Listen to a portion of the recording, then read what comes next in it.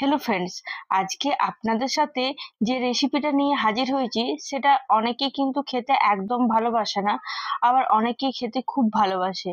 আমরা বাইরের রেস্টুরেন্টে বাইরে খাবার খেতে গেলে কিন্তু অবশ্যই এটা অর্ডার করে থাকি। আশা করি আপনারা দেখে বুঝতে পারছেন যে আপনাদের সাথে আজকে কি রেসিপি নিয়ে আমি এসেছি। আর এটা আমি একটু অন্যরকম করে করেছি। যারা ডিম খেতে ভালোবাসে না তাদেরকে কিন্তু এটা আপনারা করে খাওয়াতে পারেন, আর যারা মাশরুম খেতে ভালোবাসে তাদেরকে তো আর কিছু বলারই নেই। আশা করি আপনারা প্রথম থেকে শেষ পর্যন্ত দেখবেন, আর আপনাদের এই ভিডিওটা খুব ভালো লাগবে দেখে। তার জন্য আমি এখানে মাশরুমকে ভালো করে ধুয়ে কেটে নিয়েছি। যেগুলো বড় ছিল সেগুলো 4 ভাগ করেছি, আর যেগুলো ছোট ছিল সেগুলো আমি 2 ভাগ করে কেটে নিয়েছি। এরপর 1 চামচ আমি রাইস পাউডার আর 2 চামচ আমি কর্নফ্লাওয়ার অ্যাড করেছি। এরপর কিছু মশলা অ্যাড করব, যেমন ফার্স্টে আমি কাশ্মীরি রেড চিলি পাউডার, সামান্য একটু জিরে গুঁড়ো, সামান্য একটু ধনে গুঁড়ো, আর তার সাথে আমি গোলমরিচ গুঁড়ো পাউডারও অ্যাড করেছি। এরপর আমি এখানে দুটো ডিমকে ভেঙে পরে অ্যাড করে দেবো। ভালো করে হাতের সাহায্যে কিন্তু আমাদেরকে মেখে নিতে হবে। আপনাদেরকে প্রথমেই বললাম যে একটু অন্যরকম করার আমি চেষ্টা করেছি, আর বিশ্বাস করুন প্রথমবার আমি এটা ট্রাই করেছি, খেতে কিন্তু দুর্দান্ত লেগেছে। আশা করি আপনাদেরও খুব ভালো লাগবে। অবশ্যই কিন্তু একবার এভাবে চিলি মাশরুম বা মাশরুম চিলি করে বাড়িতে বানাতে পারেন, একদম রেস্টুরেন্টের মতন স্বাদ পাবেন কিন্তু।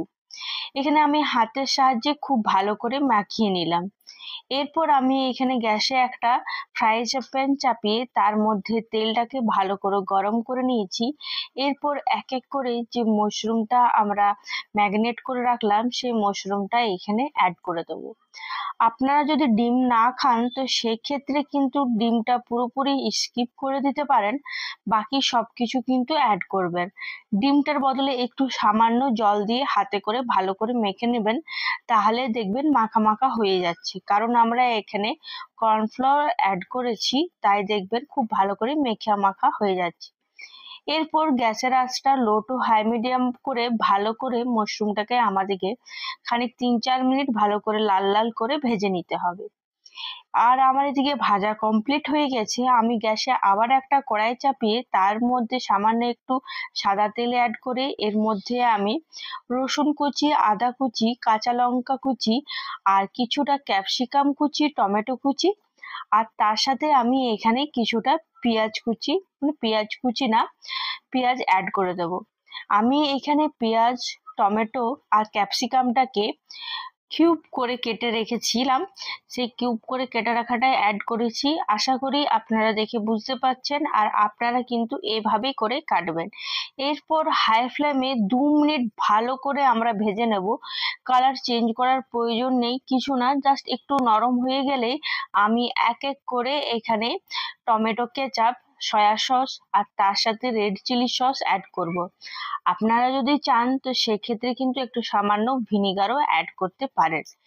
এরপর একটা পাত্রে 1 চামচ কর্নফ্লাওয়ার, তার মধ্যে একটু জল দিয়ে ভালো করে মিশিয়ে নেব, আর ওই কর্নফ্লাওয়ার জলটা এখানে অ্যাড করে হাই ফ্লেমে 2 মিনিটের মতন ভালো করে ভেজে নেব। একটু ভালো করে ফুটে এলে তার মধ্যে আমি এখানে সামান্য একটু লবণ অ্যাড করব।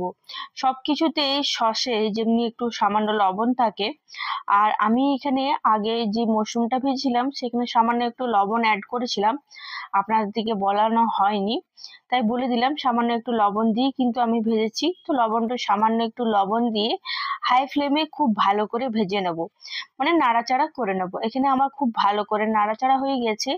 উপর থেকে একটু ধনেপাতা কুচি আর একটু 1 চামচ সাদা তিল অ্যাড করে দেবো। আপনাদের কাছে যদি সাদা তিল না থাকে তো সেক্ষেত্রে কিন্তু স্কিপ করতে পারেন, আর যদি থাকে তাহলে অবশ্যই কিন্তু একবার সাদা তিল দিয়ে এমনিভাবে করবেন। হাই ফ্লেমে 1-2 বার নাড়াচাড়া করে দিলেই আমাদের কিন্তু এই চিলি মাশরুম বা মাশরুম চিলি কিন্তু কমপ্লিট হয়ে যাবে। আর কমেন্টে সবাই কিন্তু আমাকে জানাবেন যে আপনারা চিলি মাশরুম বলেন না মাশরুম চিলি বলেন, সেটা কিন্তু অবশ্যই কমেন্টে জানাবেন। আর এটা কিন্তু একবার বাড়িতে নিশ্চয়ই বানাবেন, আর বানিয়ে পরে আমাকে কমেন্টে বলবেন যে কেমন হয়েছে। কোনো ছোটখাটো ওকেশনে বা বাড়িতে কিছু মন চাইলো অন্যরকম কিছু খেতে, তখন কিন্তু আপনারা এটা অনায়াসে বাড়িতে কিন্তু বানাতে পারেন।